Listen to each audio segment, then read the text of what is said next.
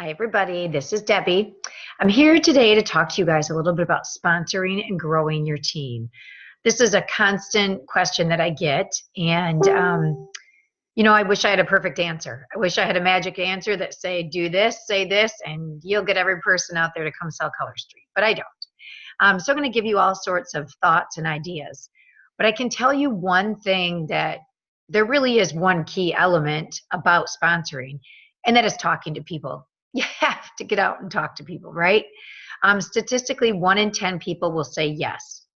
So you have to talk to people in order to offer the business. So if you're talking to one person about the business every 3 months, well, then you probably are not going to be sponsoring people very often, because every 3 months and 1 in every 10 say yes. That's a lot of months till you get somebody. It's one thing if you're talking to them about the nails. That's very different than talking to them about the business. Remember, you have to offer the business because they may not have thought about that avenue. They may only be thinking about buying the nails. So in order to be a valid, yes, I offer the business to them, you have to talk to them about the business. Okay, with that said, 7 in 10 people want to own their own business. That's a high amount of people who want to own their own business.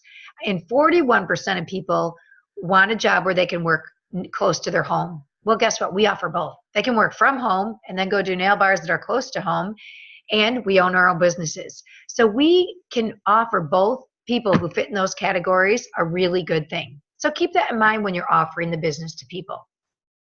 All right, so I want you to get out a pen and paper to write down these thoughts. Okay, number 1 is to stop recruiting and start sponsoring. You know, a lot of times direct sales businesses get such a bad name because they hear the word recruiting. When people think of a recruiter, I think of the military, right? They go in, they get you, and you're in. That's not what we're about. We're not about recruiting. We're about sponsoring, meaning we're going to give someone the opportunity, and then we're going to work with them. We're going to coach them. We're going to become a mentor and a friend. We can give them more than just a recruiter who's there to sign somebody up and then never talk to them again. So when you're talking about the business, keeping the mindset of recruiting out of there, or if you hear those words, think of the word sponsoring. That's key for your process. All right. So if you're feeling bad, I don't know, I feel bad offering the business. Why? You're just offering them an opportunity and you're willing to help them. So there's nothing wrong in what we're offering people. We're offering them to be their mentor to help them in a job. Okay. We're not offering them to hurry to get them to sign on the dotted line. We're going to make money from them and never talk to them again. All right. Number 2 is mindset. I want your mindset and your enthusiasm to show through. Your attitude makes all the difference, you guys. If someone's talking about the business, they ask you, hey, I like your nails. Oh, thanks. Gee, why would I want to wear those nails? Or they ask you about your business. How do you like doing Color Street? It's all right. I don't know. I'm not really doing very good. I can't really find people to buy it. Everyone seems to have it. Why would I want to sign up with you? Absolutely not. I'm going to go sign up with the next person who asks me, who says, oh my gosh, it's so much fun. Do you know, I got to pay off one of my credit cards with what I made the other day. I've met so many amazing women. It's so fun seeing somebody when you put the nails on them for the first time. Who am I going to sign up with? Of course, I'm going to sign up with the second person.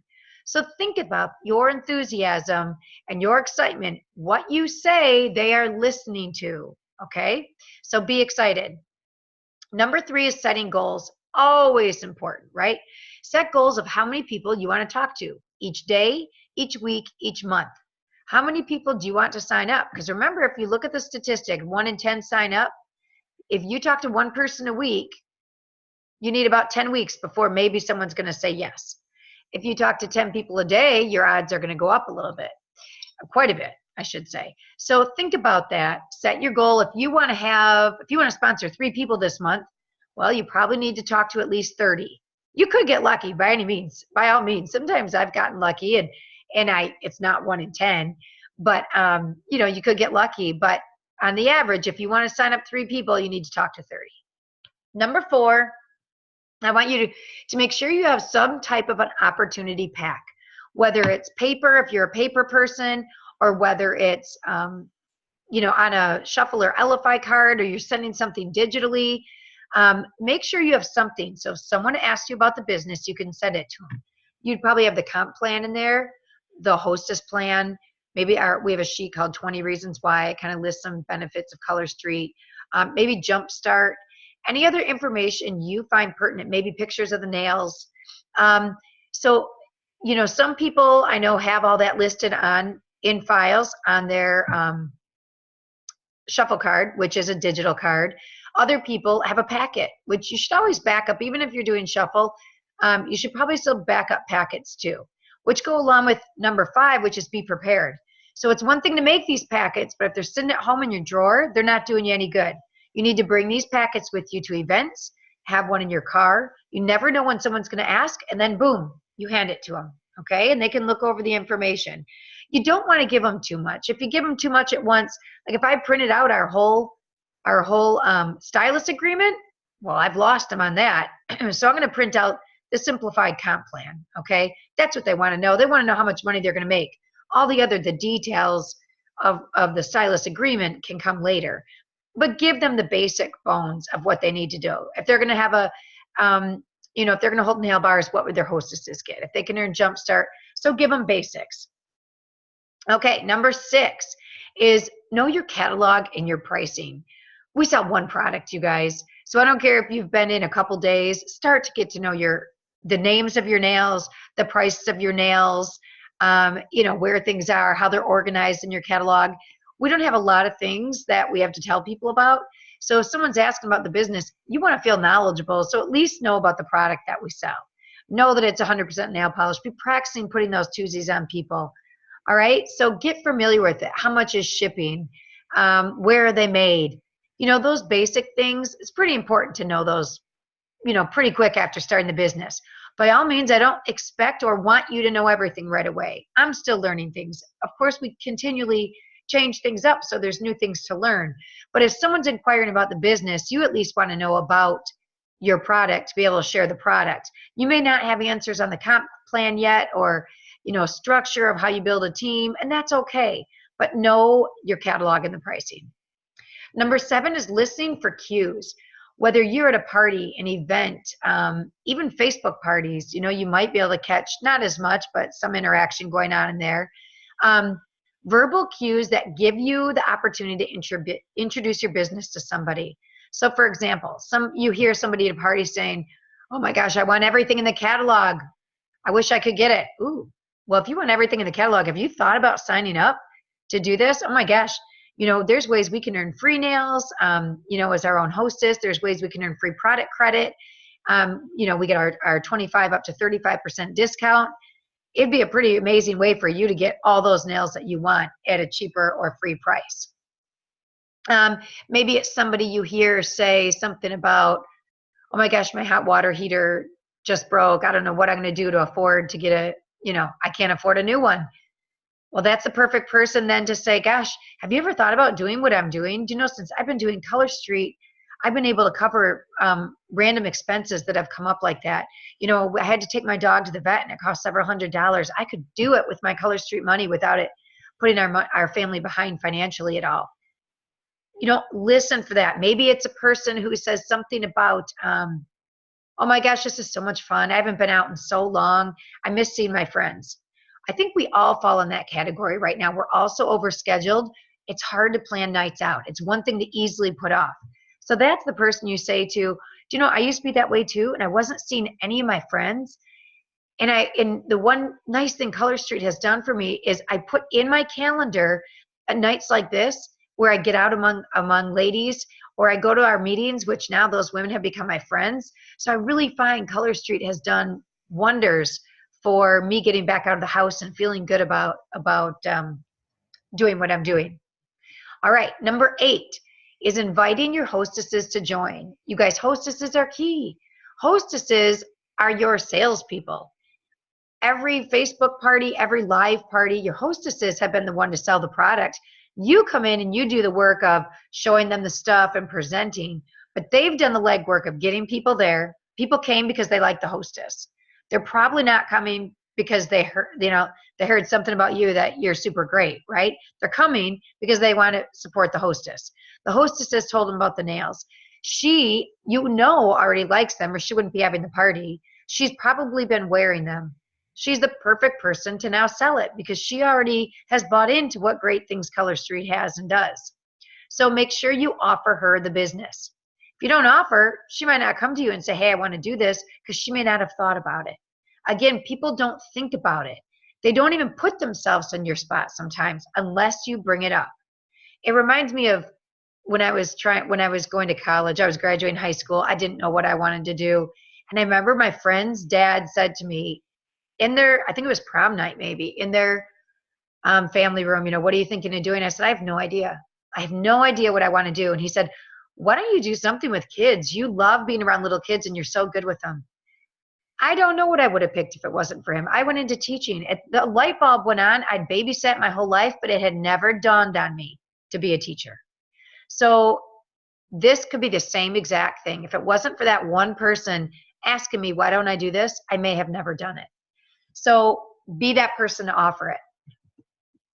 Number 9 would be developing a referral process.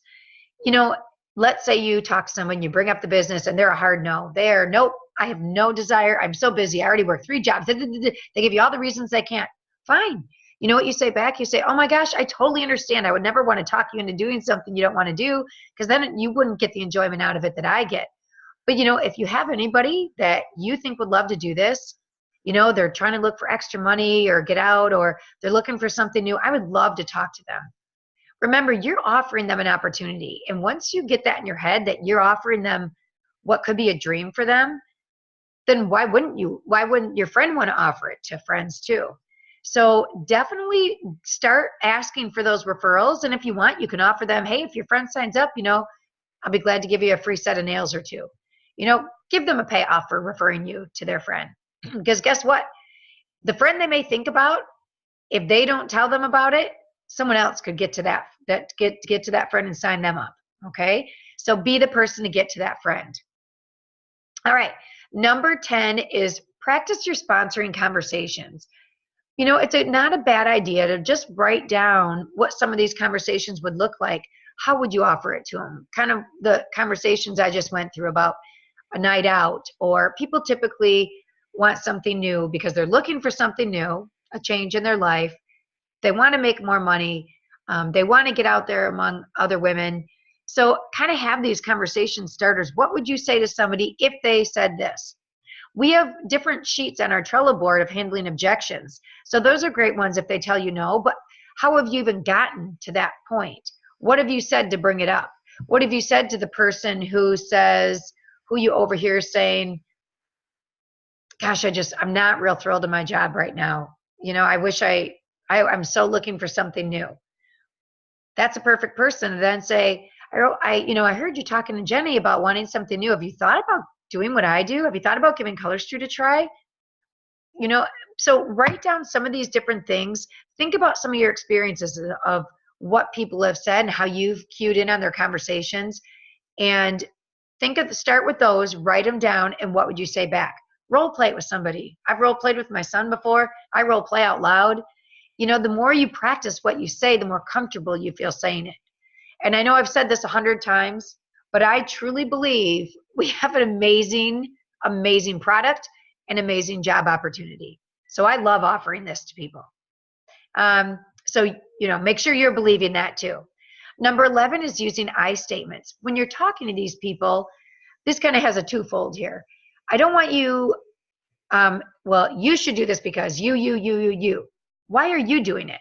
And now when you tell them why you are doing it, you don't want to just dump this whole run-on sentence of the 20 reasons why you do it.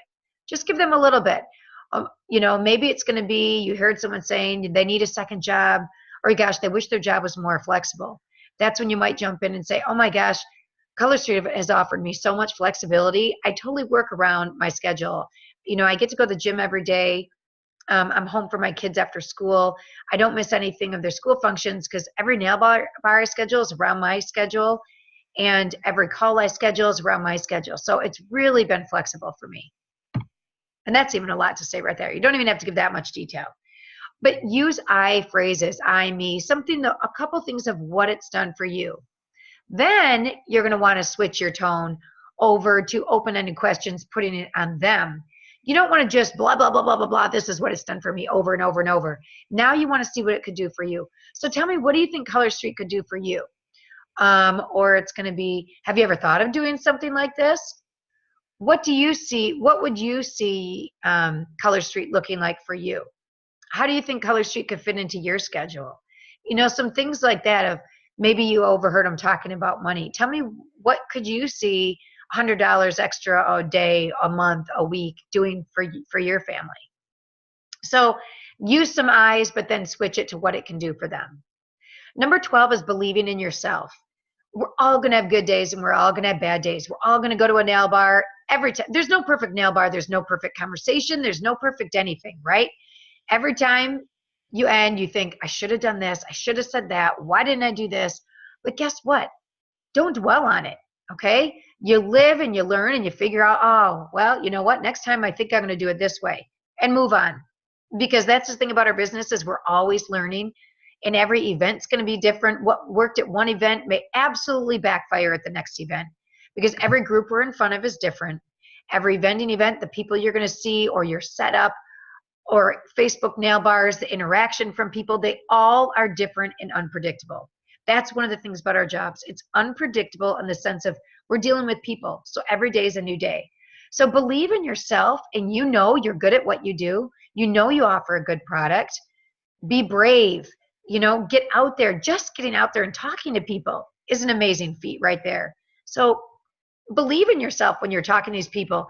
If you get naysayers and critics on our product, or, oh my gosh, you know, I can't believe you do a job like that. I can't believe you do in-home parties, or, you know, that's so old. That's like Tupperware. Fight off the naysayers. Have confidence in what you do. Are you kidding me? This is the greatest opportunity I've ever had. It's so much fun. I work with all positive, motivating people.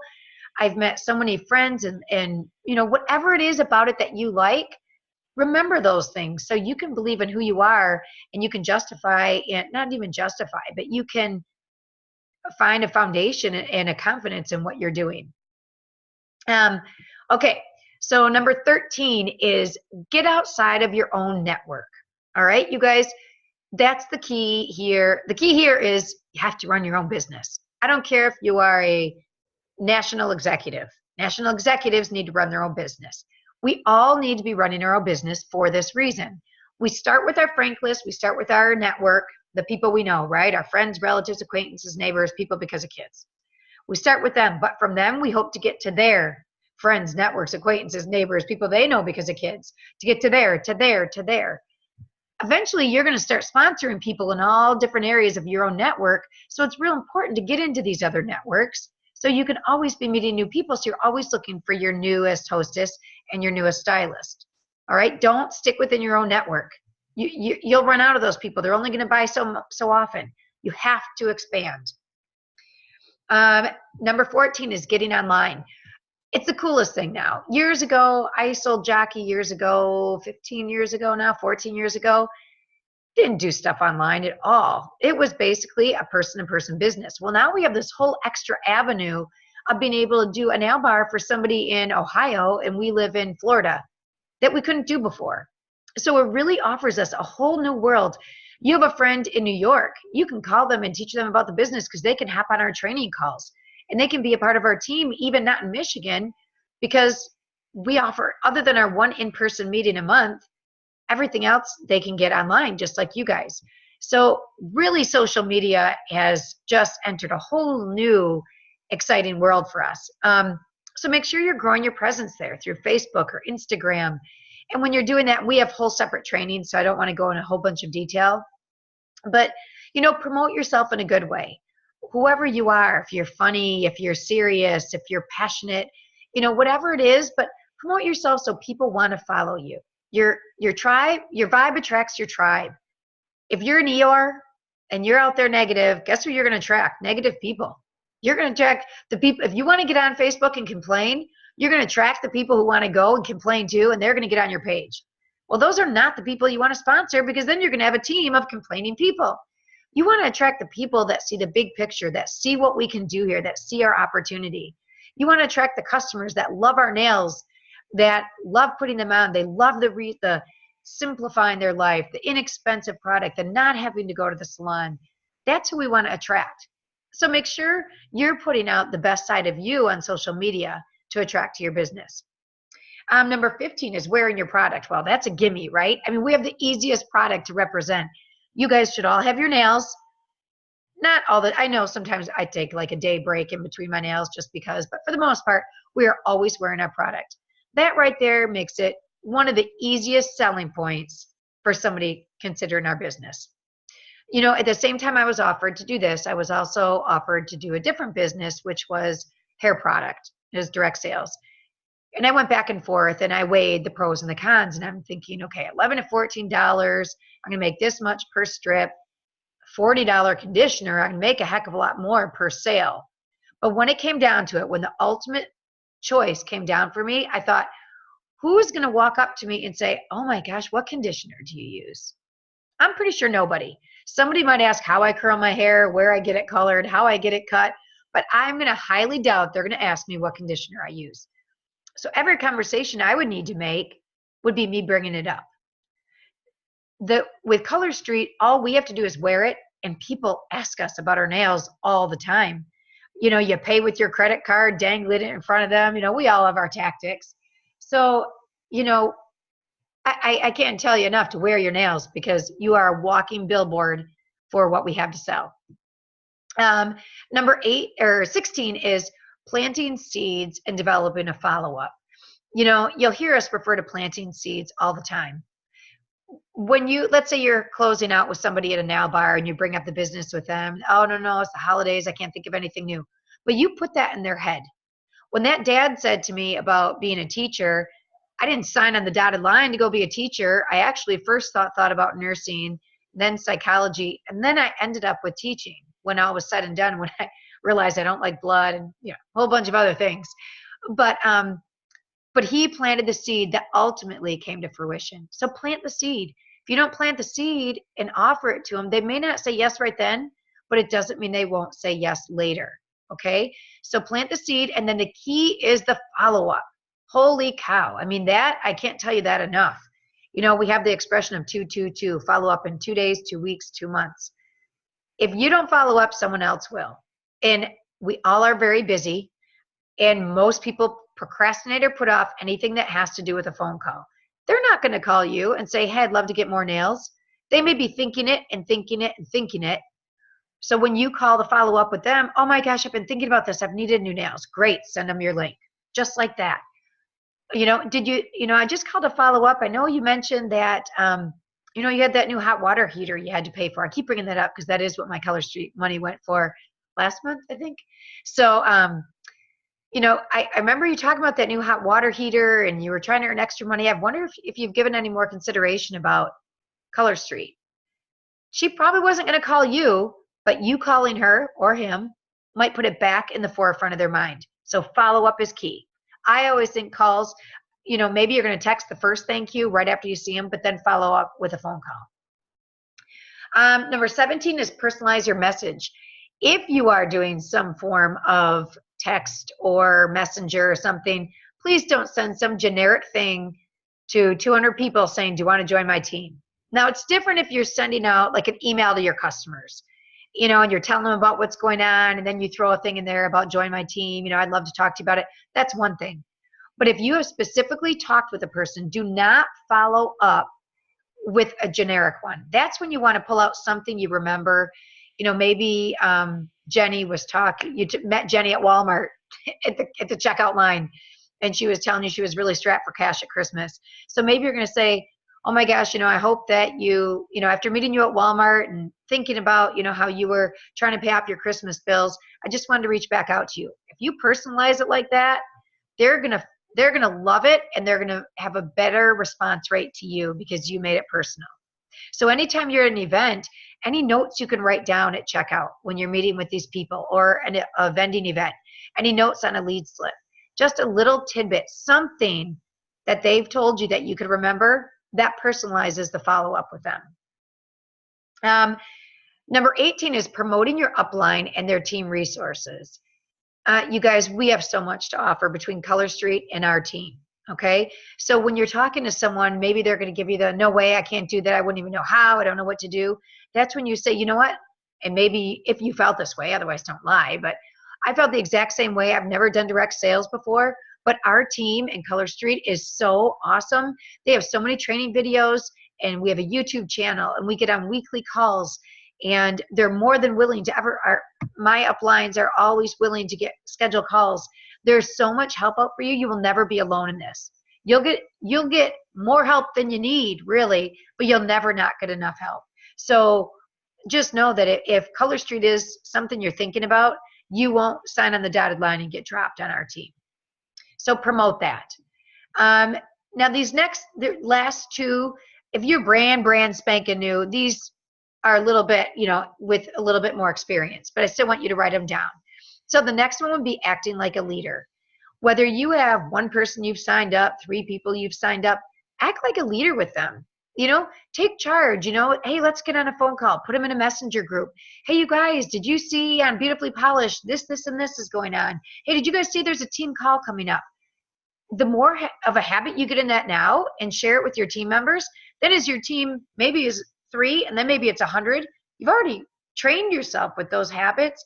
You've already thought big enough to get them organized, that all that's going to come really naturally. So act like a leader right away. And I don't expect you to know every answer at all. Actually, I expect you to reach out and say, I don't know the answer to that. Let me find out. But as far as creating these habits and working with your team and checking in with them, it's never too early to do that. Now, with this said, I'm not recommending that you start any type of Facebook group with your team. I really like those started at like director and above, just because otherwise they have way too many Facebook groups to get into. But you could start a messenger group with your team. Okay, and finally, knowing your commission and your career plan. If you're first on the job and you sign up and then your friend signs up, I do not expect you to know the comp plan. We have a very complicated comp plan that, gosh, for a long time I was looking at it one stage at a time. But understanding it, understanding different things like, what is a BQ stylist? What does it mean that I need 7 legs? What does it mean from like leadership depth bonus? Vocabulary words and things like that, that's going to be more important to know, because if you understand the comp plan, you're going to be making the most of the comp plan. You're going to think, oh my gosh, well, I could be making more money on this level of people if I hit this rank. And once you start understanding that, you're going to start fighting for where you want to be in your placement, and then you're going to be teaching your gals to do that who teach their stylists. So make sure you are starting to understand it. We have videos out there, and if you ever want to call with one of your leaders, we are more than happy to explain, because I know it is a crazy comp plan. But getting some of the basic vocab words and being able to explain that to somebody who's interested in the business, how there's different ways to earn money with our comp plan, are a pretty good, important thing to know. Okay, so those are my tips for sponsoring people and building your team. And I wish you guys happy holidays and a happy new year. Think of January, just one thing, which I think this is a good timing for this video. January, people are going to be looking to pay off their bills. Some people are looking to start a whole fresh new year with fresh new ideas, maybe a new job. So think of that when you're talking with people. January comes New Year's resolutions. So we can offer these different things to people with our business. So have a great holiday. Happy New Year. And loved chatting with everybody. And I will talk to you later.